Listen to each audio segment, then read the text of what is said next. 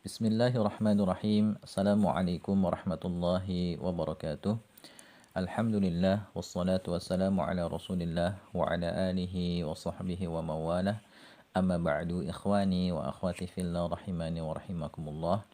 Insyaallah taala pada kesempatan kali ini kita akan mulai membahas buku berkenalan dengan ilmu balaghah ya. Buku ini terdiri dari 2 jilid dan kita akan bahas jilid pertama bagian muqaddimah bab 1 ya tentang ilmu sharaf, ilmu nahwu dan ilmu balaghah. Ya, di sini pada bab 1 ini saya akan jelaskan definisi dari ilmu sharaf, ilmu nahwu dan ilmu balaghah dan nanti akan saya jelaskan juga ya kaitan atau hubungan ketiga ilmu ini ya. Silakan dibuka bukunya halaman 7. Kita baca ya. Ilmu bahasa Arab itu memiliki beberapa cabang. Ya, ada yang mengatakan 13 cabang. Namun yang paling penting untuk dipelajari sebagai bekal memahami Al-Quran dan hadis ada 3 cabang. Yaitu ilmu saraf, ilmu nahwu, dan ilmu balaghah. Jadi ilmu bahasa Arab itu ada cabang-cabangnya. Ya, ada yang mengatakan 13 cabang. Namun ya dari 13 cabang itu yang paling penting untuk kita pelajari sebagai bekal untuk memahami Al-Quran dan hadis adalah ilmu sharaf, ilmu nahwu, dan ilmu balaghah. Ya, jadi kalau kita ingin belajar bahasa Arab dengan tujuan bisa memahami Al-Quran dan hadis, maka kita harus mempelajari 3 ilmu ini. Sekarang kita bahas definisi ilmu sharaf. Ya. Ilmu sharaf adalah ilmu yang membahas tentang pembentukan kata. Ya. Dengan bermodalkan ilmu sharaf, kita akan bisa mengubah kata menjadi berbagai macam bentuk. Ya, jadi ilmu sharaf itu fokusnya di kata. Ya, bagaimana caranya kita mengubah sebuah kata menjadi berbagai macam bentuk atau pola yang memiliki makna bermacam-macam. Misalnya dari kata kataba yang artinya telah menulis, nanti bisa kita ubah menjadi yaktubu, sedang menulis, uktub, tulislah, katibun yang menulis, maktubun yang ditulis, dan bentuk lainnya. Seperti misalnya di sini kataba, ini pelakunya dia laki-laki. Kalau pelakunya dia perempuan nanti bentuknya katabat. Katabat. Kalau pelakunya saya, katabtu.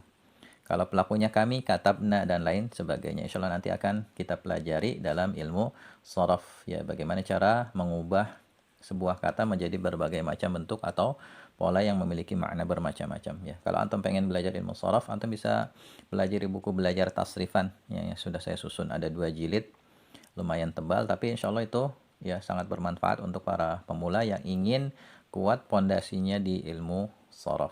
Ya. Kemudian ilmu nahwu, ya, ilmu nahwu adalah ilmu yang membahas tentang bagaimana caranya menyusun kata menjadi kalimat dan menentukan harokat akhir kata saat sudah dimasukkan ke dalam kalimat. Jadi fokus ilmu nahwu itu di pembentukan kalimat dan juga bagaimana menentukan harokat akhir kata saat sudah dimasukkan ke dalam kalimatnya. Karena bahasa Arab itu beda dengan bahasa Indonesia. Kalau dalam bahasa Arab, sebuah kata itu ya, kalau sudah dimasukkan ke dalam kalimat, kadang harokat akhirnya itu bisa berubah-ubah sesuai dengan posisinya dalam kalimat. Ya, misalnya di sini ada kalimat al-masjidu kabirun, masjid itu besar.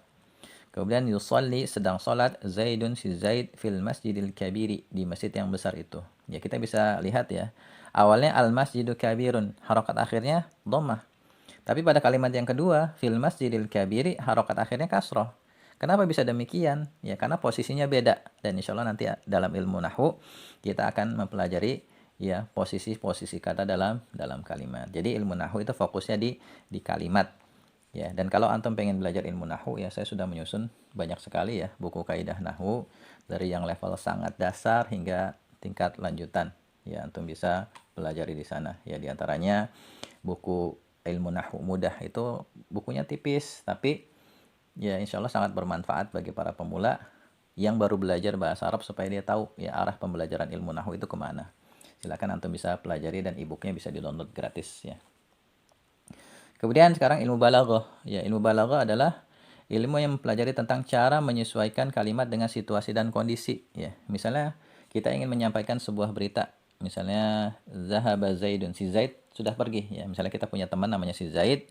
Kemudian kita ingin menyampaikan berita bahwasanya si Zaid telah pergi. Ya, ketika berita ini kita sampaikan kepada teman kita yang lain, ya dia nggak tahu isi berita ini, maka kita tidak perlu berikan kata-kata penegas. Cukup kita katakan zahaba Zaidun. Zaid telah pergi. Tapi kalau dia kemudian meresponnya dengan keraguan-raguan, dia ragu-ragu nih. Masa sih jam segini misalnya si Zaid sudah pergi, maka perlu kita beri kata penegas seperti qad zahaba Zaidun. Sungguh Zaid telah pergi. Tapi kalau dia membantah, ya membantah kita, nggak mungkin Zaid jam segini pergi. Ya mengingkari apa yang kita sampaikan, maka kita perlu beri tambahan kata penegas. Misalnya laqad zahaba Zaidun. Sungguh Zaid telah pergi. Atau misalnya kita beri sumpah, misalnya wallahi demi Allah, laqad zahaba Zaidun. Sungguh Zaid telah pergi. Nah, ini yang akan kita pelajari dalam ilmu balaghah. Bagaimana cara kita menyesuaikan kalimat sesuai dengan situasi dan kondisi. Ya, dan dalam ilmu di buku ini ya akan kita bahas ya materi-materi inti yang biasa dipelajari di kitab-kitab balaghah. Insyaallah nanti akan kita pelajari ya. Jadi ya, ilmu sharaf, ilmu nahwu dan ilmu balaghah ini saling berkaitan. Ya.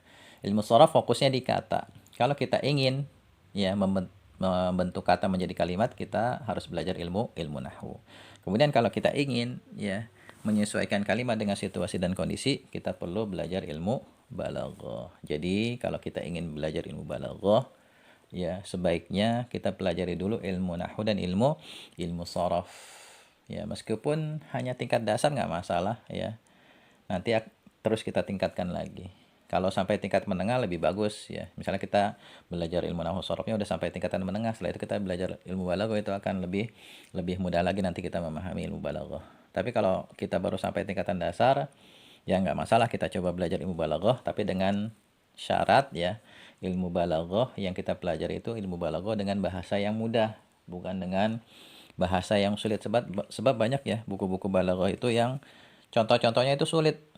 Ya, banyak kosakata yang sulit dipahami oleh para pelajar pemula. Makanya saya susun buku ini ya supaya bisa difahami oleh orang-orang yang baru belajar bahasa Arab. Di sini contoh-contohnya banyak dari Al-Qur'an dan juga dengan kalimat-kalimat yang mudah, yang kosakatanya mudah, insya Allah bisa dipelajari oleh mereka yang ya baru tingkatan pemula dalam belajar ilmu sharaf dan ilmu nahwu. Ya. Barangkali ini ya yang bisa kita bahas. Insya Allah setelah ini kita akan bahas ya materi apa saja yang dipelajari dalam ilmu balaghah. Ya, semoga bermanfaat. Assalamualaikum warahmatullahi wabarakatuh.